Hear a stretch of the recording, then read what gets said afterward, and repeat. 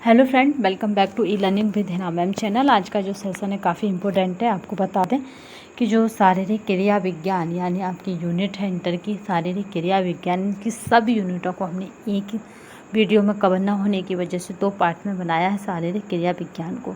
तो चलिए स्टार्ट करते हैं। इसका दूसरा पार्ट, इसकी जो PDF है आपको टेलीग्राम तथा व्हाट्सअप नंबर पर मिल जाएगी, तो परेशान होने की आवश्यकता नहीं है, क्योंकि हमारे लिए बहुत मोस्ट इम्पोर्टेंट है कि हम क्या करें 6 to 8, ठीक है। 6 to 8 की जगह 6 to 12 तक की जो बुकें हैं उन्हें देख लें, क्योंकि काफ़ी इम्पोर्टेंट हो जाती हैं NCERT वाली, ठीक है। NCERT नहीं, SCERT वाली बुकों को हमें देखना है, क्योंकि अगर बात करें UPTGT की तो UPTGT में हमारी SCERT वाली बुकों का काफ़ी निचोड़ आपको मिलेगा। तो चलिए स्टार्ट करते हैं आज का सेशन बिना किसी मोटिवेशन, मतलब बिना से किसी समय गवाए। चलिए शुरू करते हैं आज का सेशन बिना समय गवाए। पहला क्वेश्चन देखिए, चोट लगने पर कुछ समय के बाद रक्त का बहना स्वयं ही क्यों रुक जाता है? ये सबके साथ होता है। जिसको विटामिन के की कमी होती है उसके साथ ये नहीं होता है। तो यहाँ पे पहला ऑप्शन देखिए, शरीर में रक्त का घट जाता है, रक्तचाप बढ़ जाता है, रक्त का धक्का बन जाने के कारण रक्त बहना रुक जाता है। इनमें से कोई नहीं। तो यहाँ पे जो राइट आंसर रहेगा वो हमारा रहेगा रक्त का धक्का बन जाने के कारण रक्त बहना क्या होता है, रुक जाता है। नेक्स्ट चलते हैं। रक्त की निश्चित मात्रा प्लाज्मा में कौन सी प्रोटीन बनाती है? तो ए ऑप्शन है हमारा ग्लोब्यूलिन है, बी ऑप्शन है एल्ब्यूमिन है, और सी ऑप्शन की बात करें प्रोथोविन है, और उपयुक्त सभी। तो यहाँ पर राइट आंसर जो रहेगा वो हमारा एल्ब्यूमिन रहेगा। इस क्वेश्चन का जो राइट आंसर रहेगा एल्ब्यूमिन रहेगा। हमारे शरीर में सैनिक का कार्य करते हैं श्वेत रक्त कणिकाएं, लाल रक्त कणिकाएं, प्लाज्मा, उपयुक्त में से कोई नहीं। तो हमारे शरीर में सैनिक का कार्य यानी सैनिक क्या करते हैं, लड़ते हैं। तो ऐसी कौन लड़ता है हमारे शरीर में? तो रोगों से लड़ती हैं, जीवाणुओं से लड़ती हैं, वो हमारी है WBC, ठीक है। WBC क्या करती हैं, ये रोगों से लड़ती हैं। चलिए देख रहे हैं नेक्स्ट क्वेश्चन। रक्त की श्वेत कणिकाओं का मुख्य कार्य है। ए ऑप्शन है रक्त में को तरल बनाना, बी ऑप्शन है हानिकारक जीवाणुओं को नष्ट करना, सी ऑप्शन है रक्त को चमकीला बनाना, डी ऑप्शन है रक्त को बहने से रोकना। तो यहाँ पे जो ऑप्शन रहेगा वो रहेगा बी, हानिकारक जीवाणुओं को रोकना। तभी तो इन्हें क्या किसकी सैनिक की संख्या दी गई है, क्योंकि जिस तरह सैनिक रोकता है मतलब हानि बॉर्डर पर बाहर के दुश्मनों को, इसी तरह ये रोकते हैं बॉडी में अंदर घुसने से बाहर के बैक्टीरिया, जीवाणुओं वगैरह को। शरीर के विभिन्न अंगों में उत्पन्न अवशिष्ट पदार्थों को उत्सर्जन अंग तक पहुंचाने का कार्य कौन करता है? तो उत्सर्जन अंग तक कौन पहुंचाता है? तो वो हमारा रक्त पहुंचाता है। उत्सर्जन अंग हम इससे पहले की नेक्स्ट वीडियो में देख चुके हैं कि कौन कौन से उत्सर्जन अंग थे। वृक्क थे, मूत्राशय था, और आपका त्वचा था उसमें, तो हम देख चुके थे। प्लाज्मा होता है, तो प्लाज्मा हल्के पीले रंग का, लाल रंग का, बैंगनी रंग का, उपयुक्त में से कोई नहीं। तो अगर प्लाज्मा की बात की जाए तो प्लाज्मा का रंग हल्के पीले रंग का होता है। Next question. रक्त के कार्य है कोशिकाओं को पोषण करना, हार्मोन्स का वितरण करना, शरीर के ताप को नियंत्रण करना, उपयुक्त सभी। तो यहाँ पे जो राइट आंसर रहेगा वो रहेगा उपयुक्त सभी। नेक्स्ट चलते हैं। मनुष्य के सामान्यतः हृदय धड़कता है प्रति मिनट। तो जो मनुष्य होता है, एक स्वस्थ मनुष्य की बात की जाए तो उसका हृदय की जो धड़कन होती है वो 72 से 75 बार होती है। रक्त को हृदय से विभिन्न अंगों में ले जाती हैं। तो जो रक्त है उसको हृदय से क्या करेंगी, विभिन्न अंगों में कौन ले जाएगा? तो यहाँ पे धमनियाँ ले जाती हैं। यहाँ पे जो राइट आंसर रहेगा वो हमारा धमनियाँ। उच्च महाशिराएं रक्त लाती हैं। तो यहाँ पे पहला ऑप्शन है शरीर के नीचे हिस्से से, बी ऑप्शन है ऊपरी अंगों से, सी ऑप्शन उदर भाग से, और डी ऑप्शन है वृक्क एवं यकृत से। तो ऊपरी अंगों से क्या करती हैं, ये ऊपरी अंगों से क्या करती हैं, रक्त लाती हैं। Next question. हृदय का पोषण करती हैं। तो मूल धमनियाँ, हृदय धमनियाँ, शिराएं और निम्न महाशिराएं। तो हृदय का पोषण कौन करेगी यहाँ पे? तो हृदय के अगर पोषण की बात की जाए तो यहाँ पे हृदय का जो पोषण है वो हृदय धमनियों के द्वारा किया जाएगा। रक्त को शरीर में पूरा एक चक्कर लगाने में लगभग कितना समय लगता है? ए ऑप्शन है 20 सेकंड, बी ऑप्शन है 25 सेकंड, सी ऑप्शन है 30 सेकंड और आपका डी ऑप्शन है यहाँ पे 35 सेकंड। तो एक चक्कर लगाने में कितना समय लगता है? तो वो हमारा 25 सेकंड का समय लगता है। नाड़ी स्कंदन के स्थान को होते हैं तो यहाँ पे ए ऑप्शन है शिराओं में, बी ऑप्शन है धमनियों में, सी ऑप्शन है कोशिकाओं में और डी ऑप्शन है उपयुक्त सभी में। तो नाड़ी स्पंदन क्या है के स्थान होते हैं तो यहाँ पे क्या ऑप्शन रहेगा? वो हमारा किस में रहेगा? क्योंकि हम क्या पढ़ रहे हैं अभी? धमनियाँ, तो धमनियों में रहता है। आहार नाल में संपूर्ण रक्त को एकत्रित करके यकृत में ले जाने का कार्य कौन करता है? तो यकृत में कौन ले जाएगा? तो ये ऑप्शन है निवाहिका पर संचरण, इन बी ऑप्शन है हृदय, सी ऑप्शन है शिरा और डी ऑप्शन है धमनी ले जाएगी। तो यहाँ पे एकत्रित करके यकृत में ले जाने का कार्य निवाहिका पर संचरण करता है, यानी ये ऑप्शन सही है। रक्त की शुद्धि किस अंग में होती है? तो यहाँ पे जो रक्त है उसको कौन शुद्ध करता है? तो जो फेफड़े हैं उसमें क्या होता है? रक्त की शुद्धि होती है।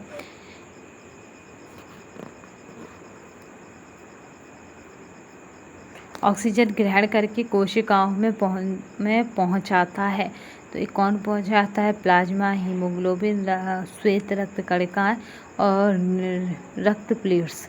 तो ऑक्सीजन ग्रहण करके कोशिकाओं में कौन पहुंचाएगा? तो वो हमारा हीमोग्लोबिन पहुंचाता है। नेक्स्ट क्वेश्चन देखते हैं। मनुष्य के शरीर में फेफड़ों की संख्या होती है तो ए ऑप्शन है 1, बी ऑप्शन है 2, सी ऑप्शन है 4 और डी ऑप्शन है अनेक। तो यहाँ पे फेफड़े कितने होते हैं? हर एक मनुष्य में 2 पाए जाते हैं। नेक्स्ट क्वेश्चन देखते हैं। मनुष्य की सांस नालिका की दीवारें बनी होती हैं सी के आकार की उपस्थिति की, ओ आकार की, पूरी या अधूरी अस्थि की और छल्ले नहीं होते हैं। तो यहाँ पे सी के आकार की बनी होती हैं, उपस्थिति की होती हैं। श्वसन क्रिया का प्रमुख अंग कौन सा है? ए ऑप्शन फेफड़े, बी ऑप्शन है नासिका, सी ऑप्शन है त्वचा और डी ऑप्शन है आमाशय। तो श्वसन क्रिया का अगर प्रमुख अंग की बात की जाए तो वो हमारा फेफड़े होते हैं जिनसे श्वसन क्रिया संपन्न की जाती है। नेक्स्ट चलते हैं। श्वसन क्रिया अपने आप में इच्छिक क्रिया है, अनिच्छिक क्रिया है, साधारण क्रिया है, अनावश्यक क्रिया है। तो यह अनिच्छिक क्रिया है अपने आप में श्वसन क्रिया। वायु से ऑक्सीजन ग्रहण करने वाले रक्त में उपस्थित पदार्थ का नाम है हीमोग्लोबिन, प्लाज्मा, श्वेत रक्त कणिकाएं, संपूर्ण रक्त। तो वायु से क्या करता है? ऑक्सीजन ग्रहण करने वाले रक्त में उपस्थित पदार्थ का नाम क्या हो जाएगा यहाँ पे? क्योंकि हीमोग्लोबिन ही वो पदार्थ है जो वायु से क्या करता है? ऑक्सीजन ग्रहण करने रक्त में उपस्थित करता है। क्योंकि हीमोग्लोबिन का स्तर कभी भी नीचे नहीं होने दिया जाता, उसे क्या है गुड़ से आपका, और हीमोग्लोबिन को जिससे लगता है उससे उसे पूरा किया जाता है। क्योंकि लोहा तत्व की कमी से क्या हो जाता है? आपका रक्त अल्पता नामक रोग हो जाता है। प्राणवायु कहलाती है ऑप्शन देखिए ऑक्सीजन, कार्बन डाइऑक्साइड, नाइट्रोजन और जल वाष्प। तो ऑक्सीजन क्या है? ऑक्सीजन को प्राणवायु कहा जाता है। पृथ्वी की प्राणवायु कौन है? ऑक्सीजन है। Next question. फेफड़ों की संरचना होती है तो ये क्वेश्चन आपका बता दें आ चुका है टीजीटी में, तो काफ़ी इम्पोर्टेंट है। पहला स्पंजी, दूसरा अस्पष्ट, तीसरा तरल और चौथा है ठोस। तो ये कैसी होती है? फेफड़ों की संरचना स्पंजी होती है। बहुत जल्दी ही हमें यूथ का यूथ का सॉल्व पेपर चैप्टर वाइज कराएंगे और यूथ का प्रैक्टिस सेट भी आपको सुबह मिल जाएगा। अंतः श्वसन कहते हैं वायु ग्रहण करने को, वायु बाहर छोड़ने को, वायु के आवागमन को, उपयुक्त में से कोई नहीं। तो जब आप अंतः श्वसन करेंगे तो यहाँ पे जो राइट आंसर बैठेगा वो हमारा है वायु ग्रहण करने को, क्योंकि ग्रहण करेंगे तभी तो इनपुट होगा वो। ठीक है, नेक्स्ट चलते हैं। इनमें से कौन सा अंग श्वसन संस्थान का नहीं है? कंठ, सांस नली, फेफड़े और वृक्क। यानी श्वसन यानी सांस में वो काम नहीं आता तो वो हमारा है वृक्क, जो श्वसन संस्थान का नहीं है। दाहिना फेफड़ा कितनी पिंडों में विभाजित रहता है? तो अगर दाहिने फेफड़े की बात की जाए तो वो कितने पिंडों में विभाजित रहेगा, तो यहाँ पे जो राइट आंसर क्या रहेगा, पहला ऑप्शन है ए, बी, दूसरा ऑप्शन है बी, और तीसरा ऑप्शन है 3, और चौथा ऑप्शन है 4। तो ये कितने खंडों में विभाजित रहेगा पिंडों में, तो वो हमारा राइट आंसर है 3 पिंडों में विभाजित रहेगा। नेक्स्ट चलते हैं। मनुष्य को व्यायाम करना चाहिए प्रातःकाल, खाना खाने के पश्चात, खाना खाने से पहले, रात्रि के समय। तो प्रातःकाल मनुष्य को व्यायाम करना चाहिए। व्यायाम के लाभ हैं रक्त परिवहन में सरलता, उत्सर्जन में सहायता, शारीरिक वृद्धि, उपयुक्त सभी। तो यहाँ पे उपयुक्त सभी बिल्कुल राइट आंसर है। व्यायाम के शरीर पर पड़ने वाले प्रभाव हैं पुष्टिकारक प्रभाव, विकासात्मक प्रभाव, सुधारात्मक प्रभाव, उपयुक्त सभी यहाँ पे राइट आंसर है, क्योंकि क्या है यहाँ पे प्रभाव पड़ने चाहिए।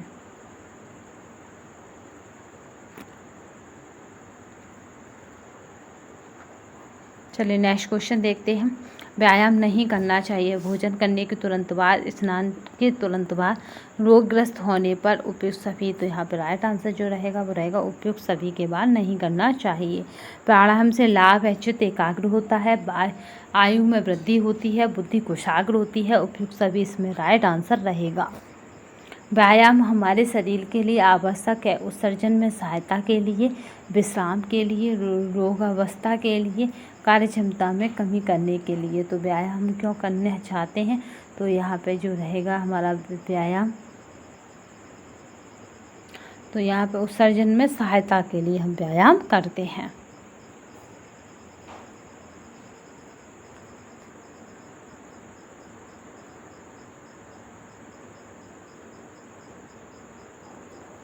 चलिए नेक्स्ट क्वेश्चन चलते हैं। मस्तिष्क तथा सुषुम्ना किसके भाग हैं, केंद्रीय तंत्रिका तंत्र के, स्वचालित तंत्रिका तंत्र के, संयोजी तंत्रिका तंत्र के, उपयुक्त में से किसी के भी नहीं।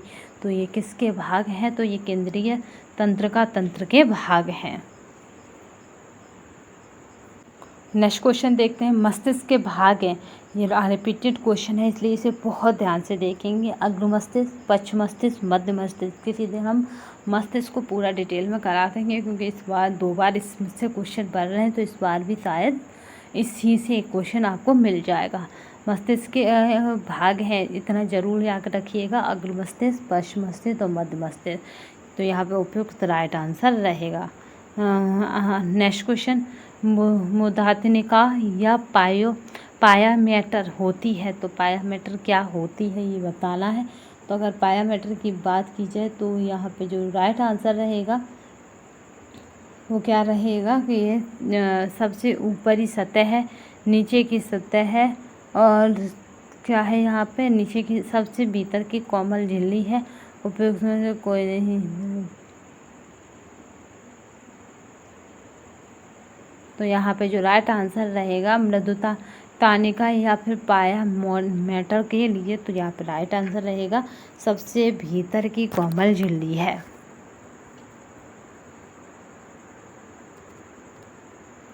संवेदी कोशिकाएं करती हैं, तो जो संवेदी कोशिकाएं होती हैं वो क्या करती हैं, पहला ऑप्शन है संवेदना लाने का कार्य, दूसरा है कार्य करने की प्रेरणा, तीसरा उपयुक्त में से कोई नहीं। नेक्स्ट क्वेश्चन देखते हैं। संवेदी तंत्रिकाएं कोशिकाएं करती हैं, ए ऑप्शन है संवेदना लाने का कार्य, बी कार्य करने की प्रेरणा, उपयुक्त में से कोई नहीं, उपयुक्त सभी। तो यहाँ पर राइट आंसर रहेगा संवेदना लाने का कार्य करती हैं। मस्तिष्क का नियंत्रण रहता है आँखों पर, हाथों पर, मांसपेशियों पर, शरीर के सभी अंगों पर। तो जो मस्तिष्क है वो शरीर के सभी अंगों को नियंत्रण करता है। शरीर के संतुलन का कार्य करता है प्रमस्तिष्क, मध्य मस्तिष्क, सुषुम्ना, उपयुक्त सभी। तो शरीर के जो संतुलन है उसका कार्य कौन करेगा यहाँ पे, तो राइट आंसर रहेगा मध्य मस्तिष्क शरीर के संतुलन का कार्य करता है, क्योंकि मस्तिष्क हमारा 3 पार्टों में डिवाइड है। मेरु तंत्रिकाएं होती हैं 30, 31, 31 जोड़ी, 32 जोड़ी। तो यहाँ पे मेरुदंड की अगर बात की जाए तो मेरुदंड की जो होती हैं वो हमारी होती हैं 31 जोड़ी। प्रतिवर्ती क्रियाएं होती हैं ऐच्छिक, अनैच्छिक, ऐच्छिक एवं अनैच्छिक दोनों, उपयुक्त में से कोई नहीं। तो अगर प्रतिवर्ती क्रियाओं की बात की जाए तो ये यहाँ पे जो रहेगी अनैच्छिक क्रियाएं होती हैं। मस्तिष्क पर रहता है 3 झिल्लियों का आवरण, 4 झिल्लियों का आवरण, 1 झिल्ली का आवरण, असंख्य झिल्लियों का आवरण। तो यहाँ पे जो मस्तिष्क है उस पर क्या है, 3 झिल्लियों का आवरण रहता है, क्योंकि मस्तिष्क 3 पार्ट में डिवाइड है। तो जब 3 पार्ट में डिवाइड है कोई चीज़ तो वो वहाँ पे आवरण लगा हुआ है। चलिए नेक्स्ट देखते हैं। एक छात्रा मेज पर रखी पुस्तक को पढ़ने में कठिनाई अनुभव करती है, किंतु श्यामपट्ट पर लिखी शब्दों को ठीक पढ़ लेती है। उसका दृष्टि दोष है। तो जब वो क्या करती है, पास की वस्तुओं को नहीं पढ़ पाती है, दूर की पढ़ लेती है तो दूर दृष्टि दोष होगा। क्योंकि दूर की पढ़ लेती है तो दूर दृष्टि दोष होगा। जस्ट इसका उल्टा कर दीजिएगा, अगर उसको पास की चीज़ें दिखाई देती हैं तो निकट दृष्टि दोष हो जाएगा। निम्न में से कौन सी इंद्रियां नहीं हैं? तो इंद्रियां हमारी 5 होती हैं, इनमें से पूछा है कौन सी नहीं है। तो आँख, नाक, कान, त्वचा यहाँ पे होती तो, और आपका जीभ ये होता, बट यहाँ पे दांत है इसलिए ये रॉन्ग है। आँखों की तुलना की जा सकती है। ऑप्शन है कैमरे से, चश्मे से, लेंस से, उपयुक्त सभी से। तो कैमरे से आँखों की तुलना की जा सकती है। नेक्स्ट क्वेश्चन देखते हैं। आँख में रेक्टस पेशियाँ कितनी होती हैं? तो यहाँ पे जो राइट आंसर रहेगा, आँख में रेक्टस पेशियाँ कितनी होती हैं? तो ये हमारी रहती हैं 4 होती हैं। आँख में कितनी तिरछी पेशियाँ होती हैं? तो यहाँ पे जो राइट आंसर रहेगा कि कितनी तिरछी पेशियाँ होती हैं, तो पहला ऑप्शन है 2, फिर तीसरा 3, 4 या 6। तो यहाँ पे 2 होती हैं आँख में तिरछी पेशियाँ। अधिक पास से टीवी देखने वालों से आँखों में कौन से दोष उत्पन्न हो सकता है? अगर कोई पास से टीवी देख रहा है तो उसकी आँख में कौन सा निकट दृष्टि दोष उत्पन्न होगा?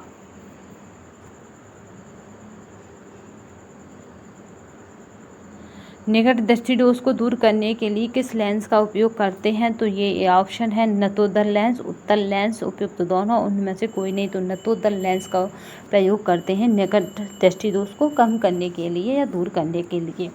श्रवण नली की लगभग लंबाई होती है, तो जिससे हमें सुनाई देता है मतलब श्रवण नली की, तो उसकी लंबाई की बात की जाए तो यहाँ पे 25 मिमी, 25 सेमी, 70 मिमी, 70 सेमी। तो यहाँ पे 25 मिमी होती है, मिलीमीटर होती है। चलिए नेक्स्ट चलते हैं। कर्ण गुहा में कौन कौन सी अस्थियां होती हैं? तो मुग्धर होता है, निहाई होता है, रकाब होता है, उपयुक्त सभी। तो कर्ण गुहा में कौन सी यहाँ पे होती हैं? तो यहाँ पे राइट आंसर रहेगा अस्थियां उपयुक्त सभी होती हैं। जिह्वा में पाए जाने वाले अंकुरक है, तो जिह्वा में कौन सा अंकुरक पाया जाता है? सूत्राकार अंकुरक, कवकी अंकुरक, परिवृत अंकुरक, उपयुक्त सभी। तो यहाँ पे जो राइट आंसर रहेगा वो हमारा उपयुक्त सभी। जो ये PDF है आपको हमारे टेलीग्राम चैनल तथा व्हाट्सएप नंबर पर मिल जाएगी। शरीर का कौन सा तंत्र ऐसा है जिसका स्वरूप स्त्री तथा पुरुषों में भिन्न भिन्न है? चलिए देखते हैं।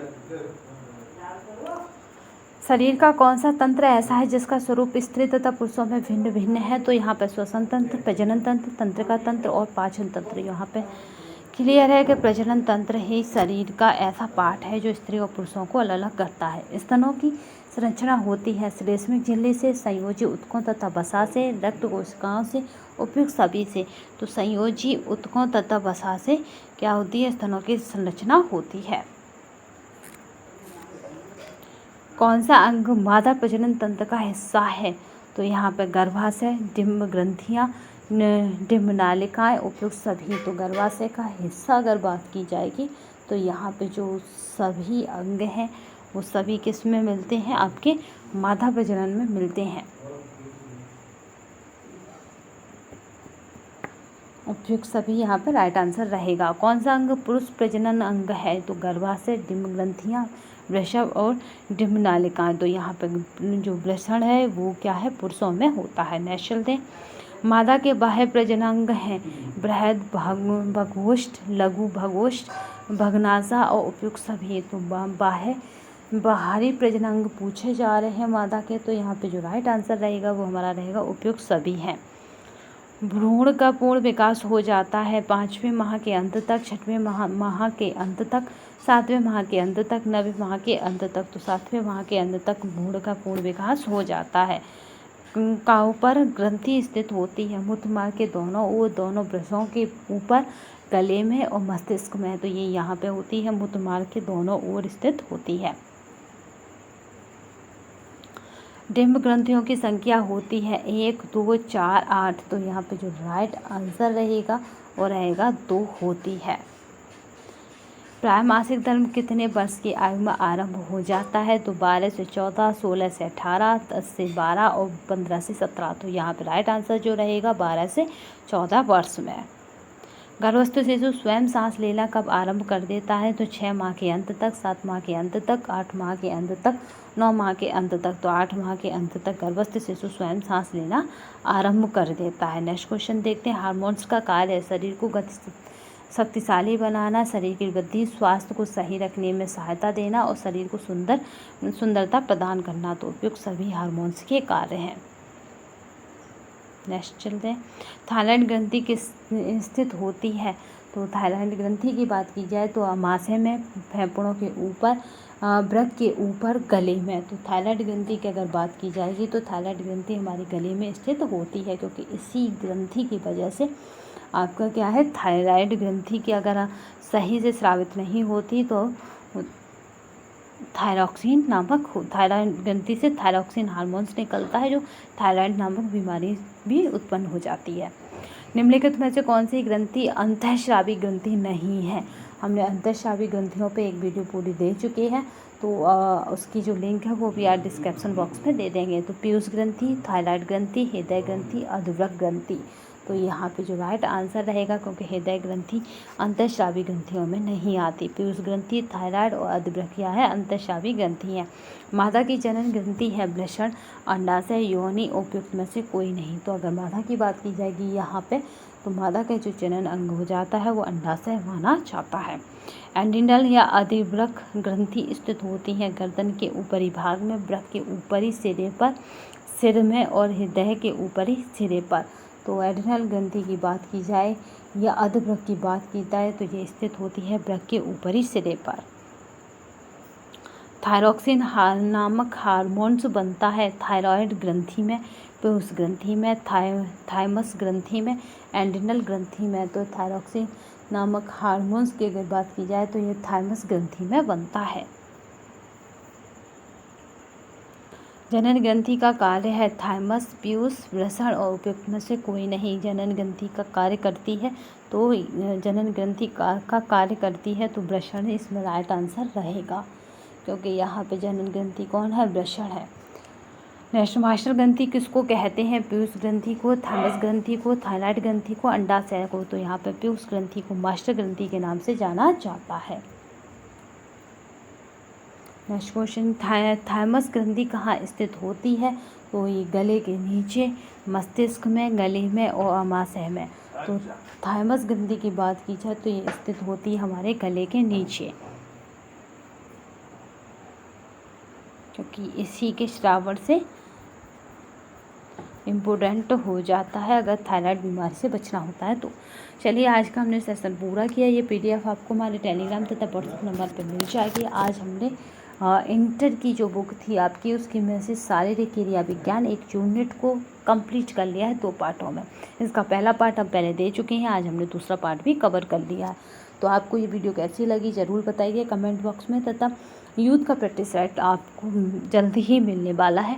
और रहा यूथ का चैप्टर वाइज सॉल्व पेपर, तो उसके भी जल्दी हमें तो सब कंटेंट देना ही देना है, बट जैसे ही हमें टाइम मिलता जाएगा हम कंटेंट देते जाएंगे। तो आज के लिए बस इतना ही। धन्यवाद। नेक्स्ट वीडियो में फिर मिलेंगे, तब तक के लिए धन्यवाद। वंदे मातरम।